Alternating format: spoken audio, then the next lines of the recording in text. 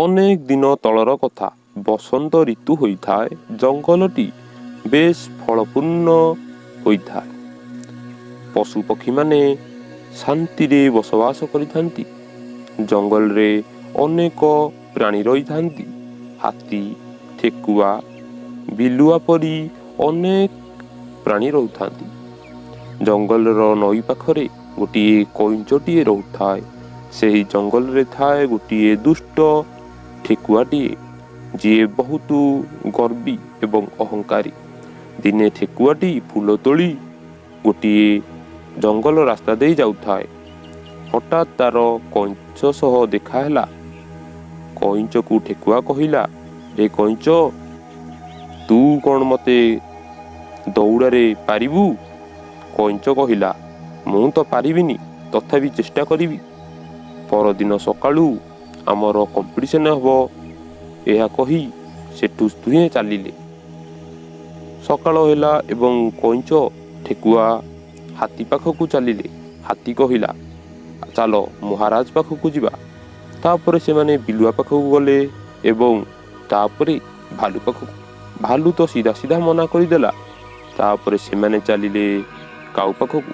କାଉ କହିଲା, ମହାରାଜ ପାଖକୁ ଯିବା ଏବଂ ସେ ପରଦିନ ସକାଳୁ ସିଂହ ମହାରାଜ ପାଖକୁ ଆସିଲେ।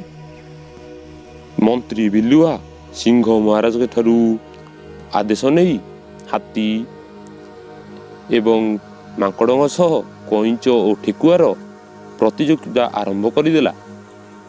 ଠେକୁଆ ବଡ଼ ଦ୍ରୁତ ଗତିରେ ଆଗକୁ ଆଗକୁ ଚାଲିଥାଏ।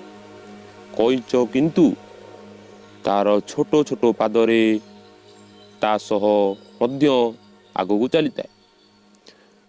ପାହାଡ଼ ଚୁଟିରେ ଥିବା ଗୋଟିଏ ଛୋଟ ରାସ୍ତା ଦେଇ ଠେକୁଆ ଆଗକୁ ଚାଲିଗଲା। କଇଁଚ ମଧ୍ୟ ବହୁ ପରିଶ୍ରମରେ ସେଠି ପହଞ୍ଚିଲା। ବାଟରେ ପିମ୍ପୁଡ଼ି ସହିତ କଇଁଚର ଦେଖାହେଲା। ପିମ୍ପୁଡ଼ି କହିଲା, ରେ କଇଁଚ ଭାଇ, ତୁ ଏ ଠେକୁଆ ସହ କାହିଁକି ପ୍ରତିଯୋଗିତା ରଖୁଥିଲୁ? ଯଦି ତୁ ହାରିଯାଉ, ତୁ ଜଙ୍ଗଲ ଛାଡ଼ି ଯିବାକୁ ପଡ଼ିବ। ଠେକୁଆ ଏପଟେ ବହୁ ଦ୍ରୁତ ଗତିରେ ଆଗକୁ ଚାଲି ଯାଇଥାଏ। ମନେ ମନେ ଭାବୁଥାଏ, କଇଁଚ ତ ମୋତେ ଆଉ ପାରିବନି, ମୁଁ ଏଇଠି ଟିକେ ବିଶ୍ରାମ କରିନେଇ।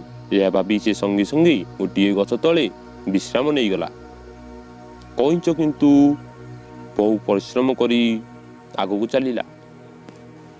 ଏପଟେ ମନ୍ତ୍ରୀ ବିଲୁଆ ରାଉଣ୍ଡ ଶେଷର ସୀମାରେ ଛିଡ଼ା ହୋଇଥାନ୍ତି।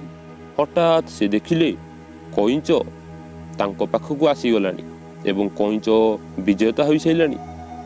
ଠେକୁଆର ନିଦ ଭାଙ୍ଗିଲା ଏବଂ ସେ ବହୁ ଜୋରରେ ଦୌଡ଼ି ଦେଖିଲା ଯେ କଇଁଚ ଆଗ ଶେଷ ସୀମାରେ ପହଞ୍ଚି ଯାଇଛି ଏବଂ ସେ ସମସ୍ତେ ଆସି ପୁଣି ମହାରାଜଙ୍କ ପାଖରେ ପହଞ୍ଚିଲେ ଏବଂ ଠେକୁଆ ନିଜ ସତ ଅନୁଯାୟୀ ସେ ଜଙ୍ଗଲ ଛାଡ଼ି ଚାଲିଗଲା। ହଠାତ୍ ମହାରାଜ କାଉକୁ ପଠାଇ ସୂଚନା ଦେଲେ ଯେ ତାକୁ ଫେରେଇ ଆଣ। କାଉ ସଙ୍ଗେ ସଙ୍ଗେ ଉଡ଼ିଯାଇ ଠେକୁଆକୁ କହିଲା, ଦେଖ, ମହାରାଜ ତୋତେ ଡକେଇ ପଠାଇଛନ୍ତି, ତୁ ଆମ ଜଙ୍ଗଲକୁ ଫେରିଆସ। ଠେକୁଆ ସଙ୍ଗେ ସଙ୍ଗେ ଫେରିଆସିଲା ଏବଂ ସମସ୍ତ ଜୀବଜନ୍ତୁ ବହୁତ ଖୁସି ହେଲେ। ଯଦି ଆପଣଙ୍କୁ ଆମ ଷ୍ଟୋରି ଭଲ ଲାଗୁଥାଏ, ଆମ ଚ୍ୟାନେଲକୁ ସବସ୍କ୍ରାଇବ୍ କରନ୍ତୁ ଏବଂ ଭିଡ଼ିଓକୁ ସେୟାର କରନ୍ତୁ।